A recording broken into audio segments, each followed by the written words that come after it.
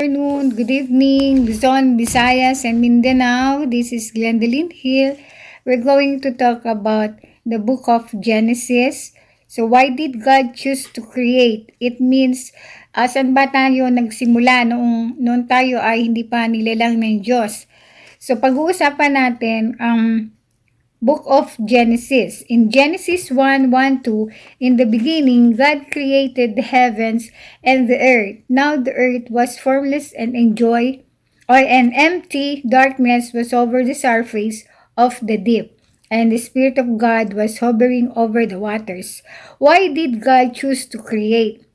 Number 1, creation shows His glory and power. In Psalms 19 verse 1-2, the heavens declare the glory of God, the skies proclaim the work of His hands, day after day they pour forth speech, night after night they reveal knowledge.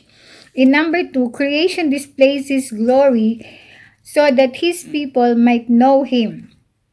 Romans 1:18-22, the wrath of God is being revealed from heaven against all the godlessness and wickedness of people who suppress the truth by their wickedness, since what may be known about God is plain to them, because God has made it plain to them for since the creation of the world. So that was in Genesis.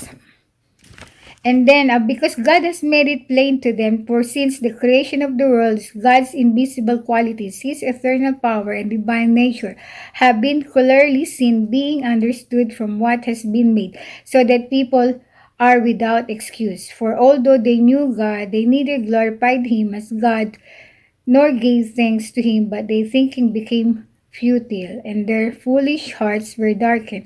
Although they claimed to be wise, they became tools.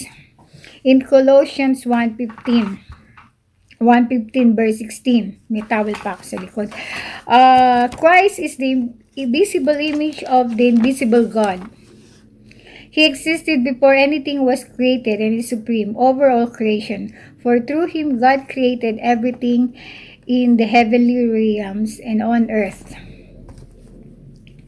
He made the things we can see and the things we cannot see, such as thrones, kingdoms, rulers, and authorities in the unseen world. Everything was created through Him and for Him. He existed before anything else, and He holds all creation together. And then, Genesis 1:1-5, in the beginning, God created the heavens and the earth. Now the earth was formless and empty, darkness was over the surface of the deep, and the Spirit of God was hovering over the waters. And God said, "Let there be light," and there was light. God saw that the light was good, and He separated the light from the darkness. God called the light day, and the darkness He called night, and there was evening, and there was morning the first day. Okay, in Genesis 1:3-5, first, God created the light. And then 2 Corinthians 4:6, God who said, "Let light shine out of darkness," made His light shine in our hearts to give us the light of the knowledge of God's glory displayed in the face of Christ. In John 1:4-5, in Him, Jesus, was life, and that life was the light of all mankind. The light shines in the darkness, and the darkness has not overcome it. In Revelation 21:23, the city does not need the sun or the moon to shine on it, for the glory of God gives its light, and the lamp is its lamp. So, the light is possibly the manifestation of God's glory. And in Psalms 14:1-2, the fool says in his heart, "There is no good, they are corrupt, their deeds are vile, there is no one who does good. The Lord looks down from heaven on all mankind to see if there are any who understand, any who seek God." So number 1, creation, glory, and honor belong to God, right? Evolution, glory, and honor belong to us. Parang kung self-explanation, ang mundo ito ay ginawa ng Diyos to glory our God, not to glory ourselves. And then,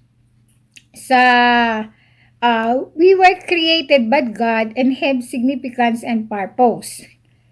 Of course, we have purpose why we are here on earth. But in our, yung sa sarili natin, na ating, kumbaga parang tayo ay para sa atin, sa sarili lang natin, iniisip natin, we were created by chance and have no lasting value and no purpose. So, hindi po yun. Kaya tayo kinreate ni Lord is because they have a purpose. We have a purpose on earth. Okay, so that's for all, folks. I just want to share this to you because always think positive sa ating mga buhay na nararanasan. Kaya ko sinishare ito kasi even I am just a normal person. Gusto ko rin na kahit papano, kapag napapanood nyo yung vlog ko, meron kayong natututunan at kahit na hindi kayo nakakapagbasa ng Bible. Sometimes like me, I forgot to read the Bible. Pero kapag umaattend ako sa church, nare-refresh uli yung mind ko at nakakatulong ito sa aking spiritual na buhay. Okay, that's all po, folks. It is a long it's a long sharing time. So, mahaba tong Book of Genesis, kaya just read the Bible in the Book of Genesis and then we can talk about it sa next na vlog ko. Thank you. Bye-bye. Don't forget to like, share, and subscribe to my YouTube channel. God bless us all.